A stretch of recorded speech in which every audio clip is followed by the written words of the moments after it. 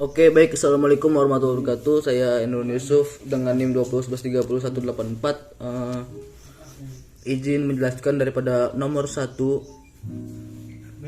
Di sini ada jenis-jenis hukum pidana. Mungkin saya akan menjelaskan secara pembagian hukum pidana tersebut gitu. Yang pertama ada hukum pidana material dan hukum pidana formil. Hukum pidana dalam arti objektif dan dalam arti subjektif. Hukum pidana umum dan hukum pidana khusus. Di sini ada hukum pidana nasional, hukum pidana lokal, dan hukum pidana internasional. Hukum pidana tertulis dan hukum pidana tidak tertulis.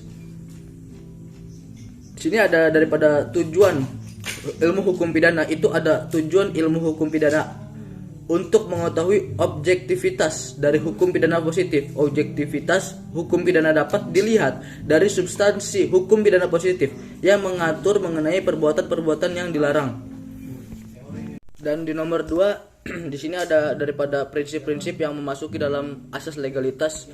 Mungkin atas legalitas bahwa tidak dapat dipidana seorang kecuali atas perbuatan yang dirumuskan dalam suatu aturan perundang-undangan yang telah ada terbesar dahulu. Asas ini mengandung 3 prinsip dasar. Yang pertama ada dasar tiada pidana tanpa undang-undang, dan yang kedua ada tiada pidana tanpa perbuatan pidana, dan yang ketiga ada tiada perbuatan pidana tanpa undang-undang. Undang-undang pidana yang telah dulu ada. Oke, mengenal daripada nomor 3 yaitu asas legalitas. Yang pertama asas legalitas atau yang biasa disebut sebagai memiliki arti tiada suatu perbuatan dapat dihukum tanpa ada suatu perbuatan yang mengatur perbuatan tersebut. Peraturan yang mengatur perbuatan tersebut sebelumnya. Asas legalitas ini terulang dalam pasal 1 ayat 1 Kitab Undang-Undang Hukum Pidana. Dan asas teritorial, di sini ada asas teritorial atau wilayah, merupakan asas yang menegaskan bahwa hukum pidana itu berlaku didasarkan pada tempat atau teritori perbuatan tersebut dilakukan. Hal ini memiliki makna bahwa setiap perilaku tindak pidana warga negara sendiri atau asing itu dapat dituntut. Di sini ada asas nasionalis juga, yaitu memungkinkan untuk memperlakukan hukum pidana berdasarkan pada kewarganegaraan atau nasionalitas seseorang yang melakukan suatu tindakan. Dan asas universalitas itu ada asas menyatakan bahwa undang-undang hukum pidana dapat diberlakukan terhadap siapapun yang melanggar kepentingan hukum dari seluruh dunia.